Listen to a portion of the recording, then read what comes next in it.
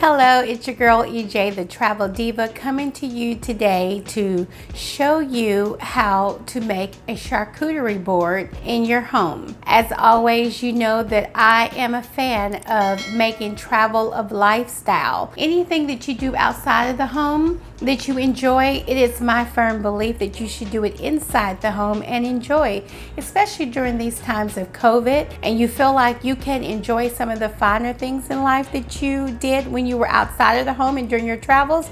Well, you can bring those to your home. It's a mindset. You have to change your mindset and you have to live a fabulous life inside your home. So I love a charcuterie board and a little cocktail when I'm out and about. So I decided I was going to do a video and show you how to bring that love for a charcuterie board into your home. So stick around, watch the entire video because we are going to have some fun. Okay, first we're going to start off with the most important thing, and that is we need a board. Now you can get any size board that you want. I have a small board. It's just me, and you know, I can enjoy a small board, but you can get a big board depending on who you're entertaining. But you know, sometimes you're just here by yourself and you want to show yourself a good time. So, you know, that's why I have that size board. Now, some ingredients that you need for a charcuterie board to make a good charcuterie board is you need meats, cheese, Melba toast, crackers, nuts, and jelly. These are some of the basics that you need. And I'm going to drop all of these in the comments below so that you will have a list of everything. But these are the basics that you need. If you are not entertaining on a constant basis and you still want to enjoy a charcuterie board, you don't have to buy a lot of meats and cheeses. But cheese, it takes a long time for them to go bad. So you can keep those in your refrigerator if you want. But I have a block of cheese that I bought, but I also like to get these little snack kits that have meat, cheese, and crackers in it.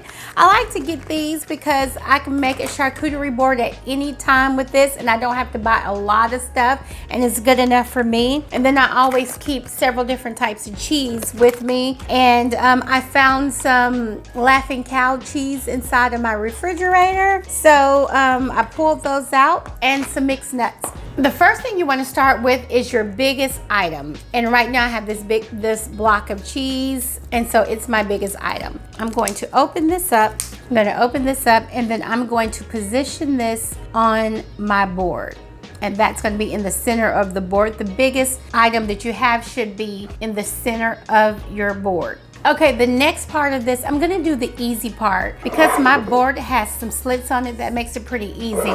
But what I want you to do is just on the sides of your board, we're gonna place, we'll call it the carbs. Let's place the carbs on the outside of the board, like so. Okay, so I have some Melba toast here. I'm going to place those on the board, on the outside of the board. And then I have some crackers. Everything I have is pretty much gluten-free. Now, my Melba toast, I made my own. I actually used gluten-free French baguette, and I toasted those for my board because I do live a gluten-free lifestyle, and but I enjoy Melba toast. So you got to do what you got to do. So I'm going to take some crackers and place these on the edges of my board, you know, shape them up, make them look pretty. We're gonna start with just that basics at the moment. Okay, so next, before I cut up any cheese or place any cheese on the board, I am going to start with my nuts and olives. Now you want to place those in something really cute. I love these little condiment containers. You can use them for everything. I like to use them when I, you know, do breakfast in bed, because I do breakfast in bed. I enjoy breakfast in bed when I'm traveling, so why not at home? So I'm gonna take this and I'm just going to place it on the opposite ends of my cheese. You wanna mix those up. Now I just have a regular can of mixed nuts. No one has to know where your nuts are coming from if you want to mix them or not. Remember, this is your board. You can do it how you want to do it, and you can put on it whatever you want to put on it. It's your style and it's your thing.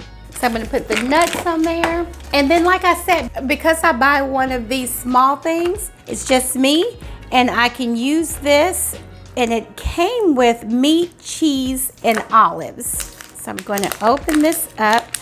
You may have olives on hand. I don't keep olives on hand. So I'm gonna open this up. I'm gonna put the olives in this tray, like so. I'm also gonna take another little small container, and I'm gonna put a little jelly in there because I like to put jelly. This is strawberry, and sometimes I like to use apricot. Whatever your flavor is that you like with your cheese and your carb. I'm just using carb for lack of a better word, of Melba toast and crackers. I love goat cheese and jelly preserve. So I'm just gonna place that up there at the top. And then let's get started on some meat to add to the tray. I mean, that's like the best part, right? So I'm going back to my little containers that I told you that I bought. I'm gonna open those up. The meat is already lined up perfectly. We're just gonna place that on the tray around the cheese that you already have on there. So that meat that I just placed on there, and I'm not even going to tell you what type of meat that is because I can't even pronounce it. And I don't want to say it wrong. Pepperoni, salami, that kind of meat. You know what kind of meat I'm talking about. So I'm gonna place the meat on the tray right up front. See, the board is coming together. It also has some different kind of crackers in there too. You can place those on the board and then take the cheese out of there. These really come in handy. And I can't have a board without some type of pepperoni, so let's open up. My pepperoni is the biggest because I use it for a lot of other things. We're gonna take a couple of slices of the pepperoni and place it on the board as well. And you're probably just gonna have to move some of these things around until you get it into a fun looking type of atmosphere. Now, as you see, I pulled out a lot of stuff, but you may not need all of these items to make your board, but just in case. Because you never know what you're feeling or what flavor you have going on.